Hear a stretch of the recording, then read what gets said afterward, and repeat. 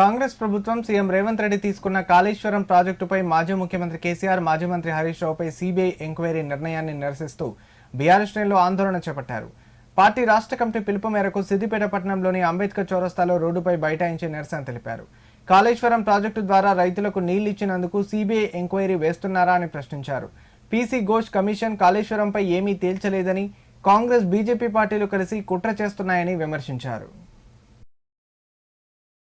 BRS party రాష్ట్ర పిలుపు మేరకు సిద్దిపేట పట్టణంలో కాళేశ్వరం ప్రాజెక్టు నిండైన ప్రాజెక్టు, దానికి ప్రభుత్వం వ్యతిరేకంగా నిరసనగా ఈనాడు ధర్నా చేయడం జరిగింది. ముఖ్యంగా కాళేశ్వరం ప్రాజెక్టు అనేది ఈ తెలంగాణ ప్రాంత ప్రజల జీవన్మరణ సమస్య ఉండే, కానీ కేసీఆర్ ముఖ్యమంత్రిగా ఉండి కాళేశ్వరం ప్రాజెక్టు నిర్మాణం రేయింబాలు కష్టపడి, హరీష్ రావు గారు రేయింబాలు కష్టపడి 4 సంవత్సరాల్లో కాళేశ్వరం ప్రాజెక్టు పూర్తి చేసినాం. ఆ కాళేశ్వరం ప్రాజెక్టు మొత్తం కాస్తే 96,000 కోట్లు, కానీ ప్రభుత్వం చేస్తున్నట్టు ఆరోపణ 1,00,000 కోట్ల అవినీతి జరిగిందని ఇటు కేసీఆర్ మీద, బీఆర్ఎస్ పార్టీ నాయకుల మీద ఆరోపణలు చేస్తూ ఉన్నారు. అది శుద్ధ తప్పు. కాళేశ్వరం ప్రాజెక్టు నిర్మాణం వల్ల 16 లక్షల ఎకరాలకు ఈనాడు సాగునీరు అందుతూ ఉంది. దాంతోపాటు సుమారు 40 మున్సిపాలిటీలకు తాగునీరు వస్తూ ఉంది కాళేశ్వరం ప్రాజెక్టు నిర్మాణం వల్ల.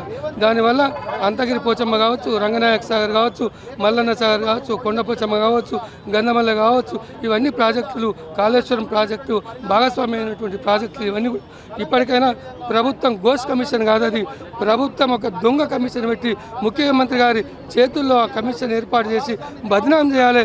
ఇవాళ బీఆర్ఎస్ పార్టీని బదనాం చేయాలి, కేసీఆర్ను బదనాం చేయాలి, హరీష్ రావును బదనాం చేయాలని ఒక కుట్రతోటి చేస్తూ ఉన్నారు.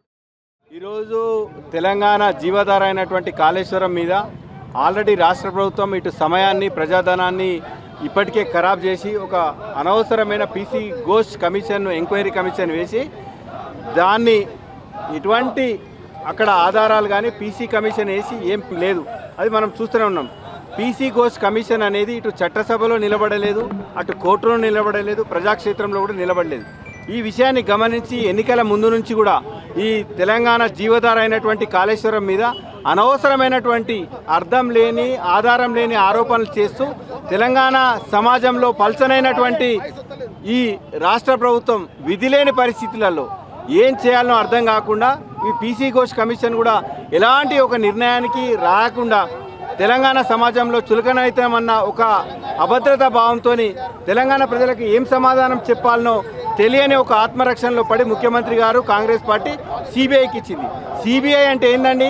కాంగ్రెస్ బీజేపీ కలిసిన ఇన్వెస్టిగేషన్.